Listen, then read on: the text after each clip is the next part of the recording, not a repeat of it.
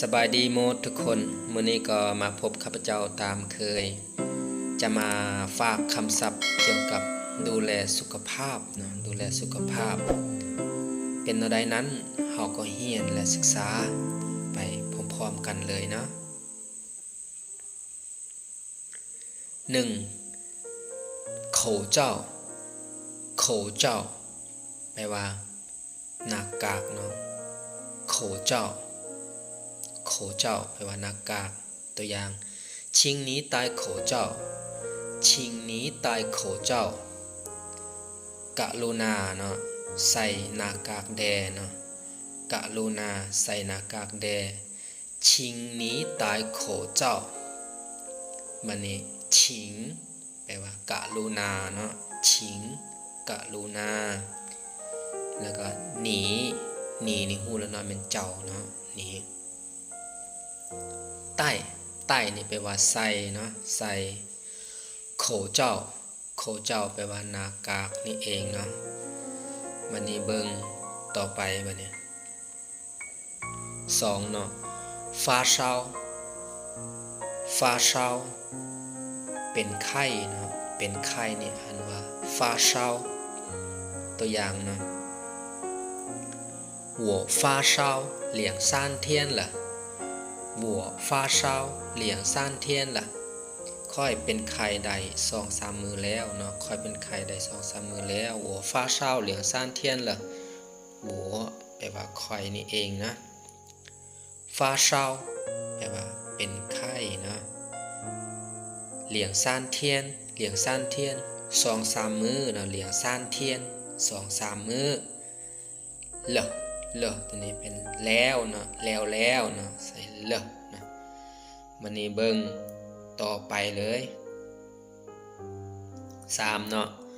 咳嗽แปลว่า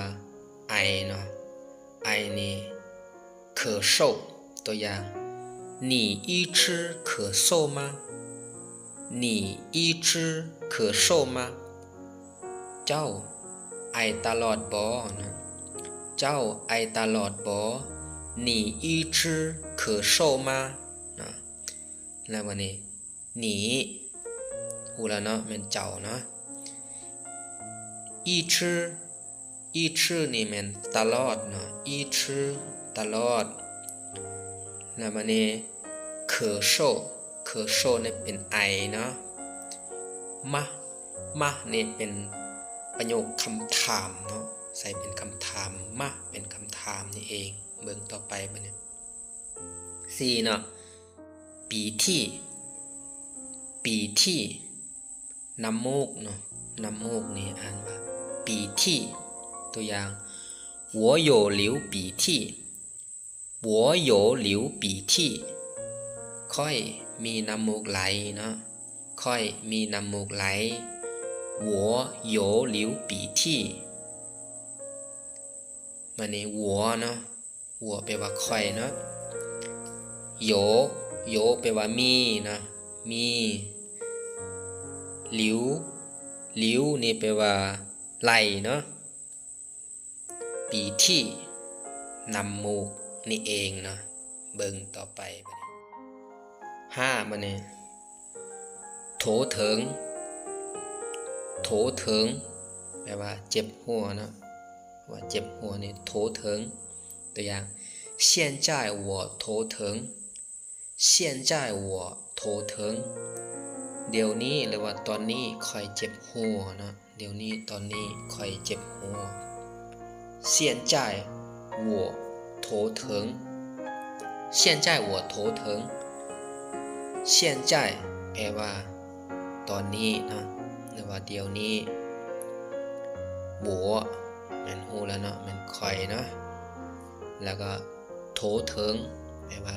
เจ็บหัวนะวันนี้เบิ่งต่อไปบัดนี้6บัดนี้检查แปลว่ากวดเนาะกวดหรือว่ากวดสอบเนาะกวดเนาะอันว่า检查ตัวอย่าง你检查身体好了没有你检查身体好了没有เจ้ากวดสุขภาพแล้วบ่เจ้ากวดสุขภาพแล้วบ่你检查身体好了没有นะแล้วบัดนี้你ฮู้แล้วนะเป็น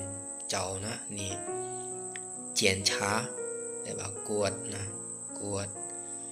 身体แปลว่าสุขภาพนะ好了